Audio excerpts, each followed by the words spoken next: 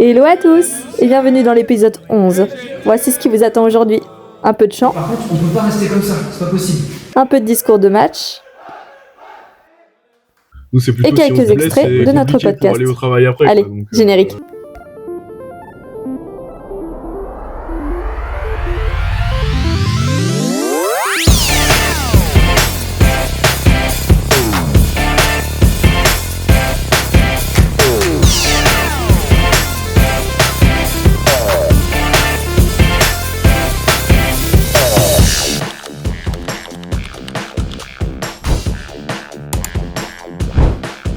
Petit retour rapide sur le week-end avec une belle victoire de la Une à domicile. On a fait le boulot, on a fait les 3 points, c'est parfait. Et un petit plus pour l'équipe 2 qui a fait un super match samedi. Beaucoup de combativité, un excellent état d'esprit, vraiment tous conquérants. On avait un objectif d'aller s'imposer là-bas, on a essayé. On a mené 2-0, franchement mérité. Ensuite on a pris 2 buts sur la fin. Mais on garde vraiment l'état d'esprit qu'il y avait là samedi soir, c'était top. Donc voilà, on continue, on travaille, on s'amuse. Et puis tout le reste, ça va payer. On continue, on est encore sur la bonne voie, donc c'est parfait. Tu présentes pas les nouveaux? Je présente Cocos. Le retour, après, c'est plus... Cocos, le retour.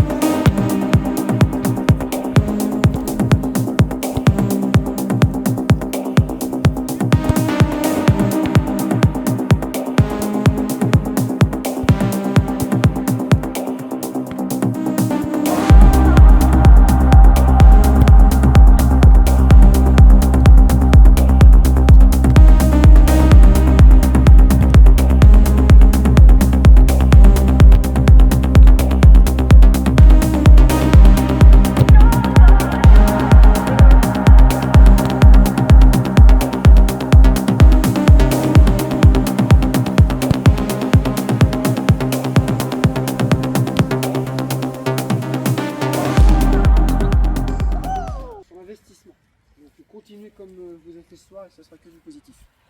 Allez au chaud, douche. J'ai regardé les bleus du ciel et j'étais blanc. J'ai pleuré par-dessus les temps, soudain j'ai vu passer les voix sauvages. Elles s'en allaient vers le Midi, la Méditerranée.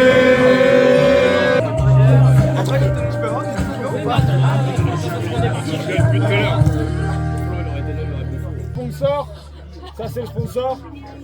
On remercie le sponsor, merci le sponsor. Ah. Oh non lui, oh, faut pas faire gaffe à lui. Il est mauvais, il marque pas de but. Bah ça le menteur, dis-moi j'ai marqué. Et en plus il ment. Voilà.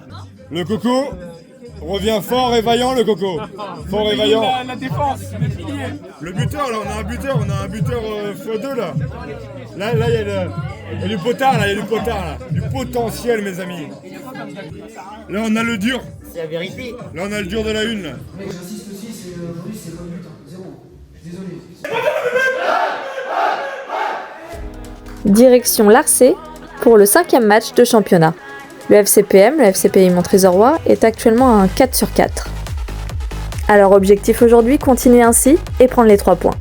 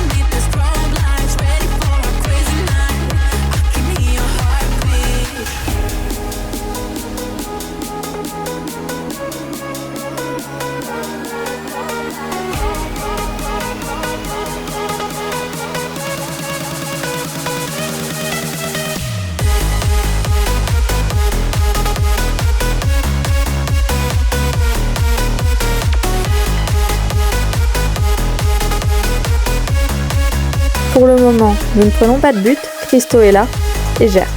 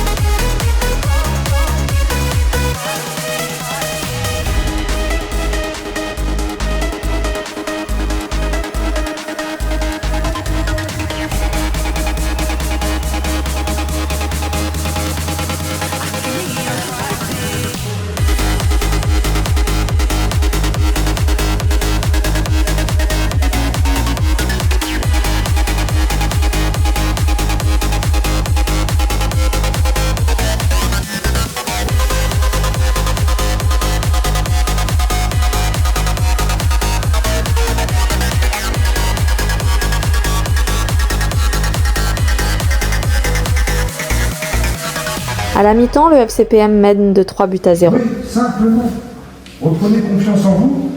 Et par contre, on ne peut pas rester comme ça, c'est pas possible. Vous savez le faire, vous l'avez montré. C'est plutôt intéressant, cherchez à jouer. Vraiment intéressant, vraiment.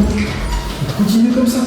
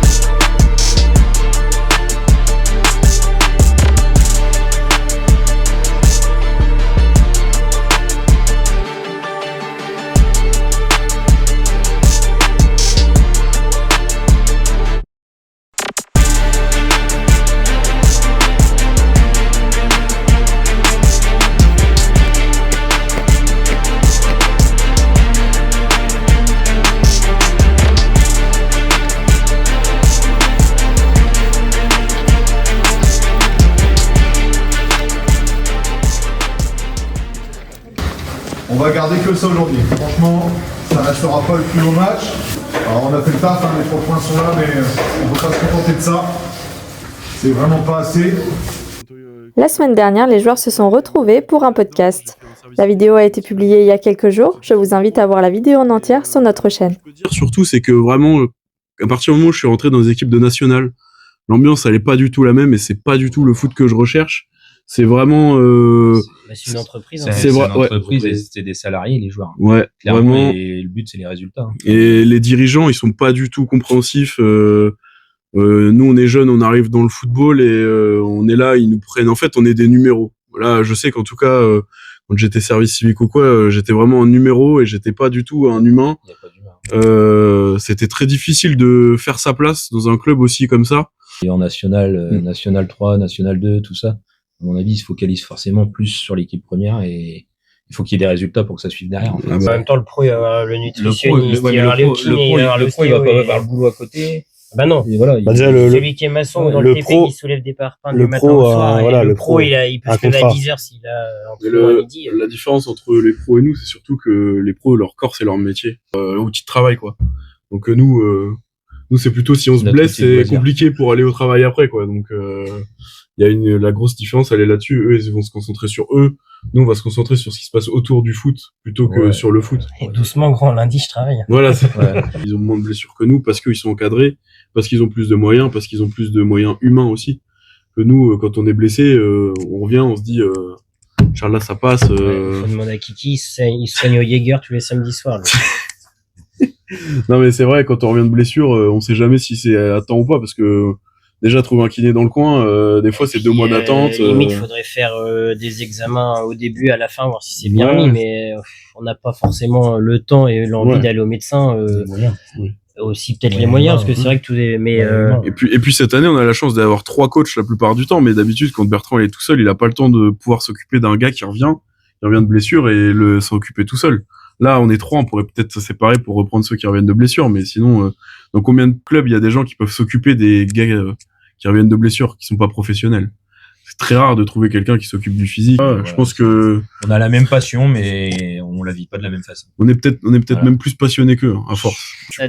ça dépend de l'enjeu, tu vois, le mec qui joue Oui, rien, bien sûr. qu'est-ce que tu veux le remotiver quand il perd 3-0 contre le premier, tu vois? Mm. Hormis lui dire, on va pas en prendre 10, mais sur des matchs où tu peux avoir un peu d'enjeu, tu peux trouver des mots, après, ça dépend, c'est particulier à chaque personne. Soit Ouais, tu c'est fais ça. du cas par Bah, y cas a et des gens, tu piques les gens qui sont en dessous de leur niveau, ou soit c'est une globalité, tu leur dis, bah, les gars, si c'est ça, on arrête et puis on prend la il y a douche. des gens tout de qui suite. vont être réactifs. Ouais, il y en a, à une piqûre. Ouais, et d'autres pas du tout. Ouais. Et d'autres, ça va leur passer Je pense dessus. qu'après, faut connaître les gars que t'as en face Bah, de toi. c'est ça, faut connaître. Puis après, faut essayer de jouer avec les sentiments aussi. Des fois, essayer de trouver le truc Bah, qui va les faire réagir. C'est ça, faut connaître. Faut Ouais, c'est ça. connaître l'humain en tout temps. Et un jour, il est arrivé. Il nous a dit, on va changer de système et il a inventé un 3-3-3-1. C'est la première fois de ma vie que j'avais vu ça. Il sort les 2 meilleurs joueurs de notre équipe. Il sort les 2 meilleurs joueurs, il fait rentrer 2 autres, c'est le mec qui rentre, il met 2 buts, il gagne. L'arbitre, c'est s'il est pas dans le bon angle, s'il y a quelqu'un qui passe devant ou il voit pas ou il entend pas, c'est compliqué. C'est compliqué de siffler quelque chose qu'il a pas vu, alors que ça pourrait être flagrant au niveau de tout le monde. Hein. Et des fois, bah, ceux qui ont un peu le sang chaud, des fois, c'est vrai que ça peut être frustrant et côté mauvais perdant, résultat qui va pas en ta faveur, faute non sifflée, des fois, ça peut dégénérer comme on l'a vu. Ouais, et puis ça peut partir dans la violence, en fait. C'est ce qu'on voit de plus en plus. En fait, les mecs de frustration du résultat, et voilà, ils deviennent, sur les terrains, c'est de plus en plus violent. Ils ont vu une faute que toi t'as pas vue. Après t'as les coachs à droite qui dit y a rien et t'as le coach à gauche qui dit qu'il y a faute. Et en fait du coup si toi t'as pas analysé rapidement et pris ta décision, t'es vite influencé par ce qui se passe autour. Et du coup si tu prends la mauvaise décision, en fait t'as toujours un camp qui va être contre toi. Ouais. Et c'est hyper compliqué. Alors Il y avait une panne de traceuse et du coup, ils ont appelé les mecs pour qu'ils viennent tracer au pichet. Donc, je vais reprendre le pichet puis faire les lignes comme ça. On est arrivé au stade. Tu pourras mettre la photo. Ouais, la ligne, elle était de travers, elle partait comme ça. Ils avaient fait la moitié du terrain. Il était 13h45. Enfin. Au bout de 10 minutes, je sors parce que j'étais blessé, fatigué, tout ce qui, rien qui allait, quoi. Puis qu'à la mi-temps, je vais, dans le gymnase au frigo me faire une petite tartiflette, à la mi-temps pendant que les copains reprennent le jeu. Où on arrive et qu'il y avait un chameau, chameau qui était sur le stade. Je peux vous montrer la photo.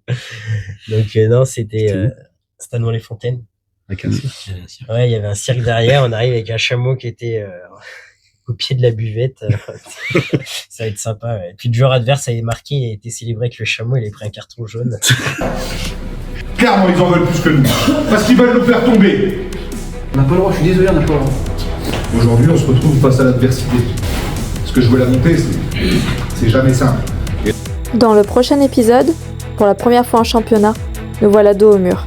Alors, si tu veux voir la suite, abonne-toi à la chaîne. Commente la vidéo en disant sur quel joueur tu aimerais que l'on fasse un vrai portrait comme on a fait avec Baptiste. Et à bientôt!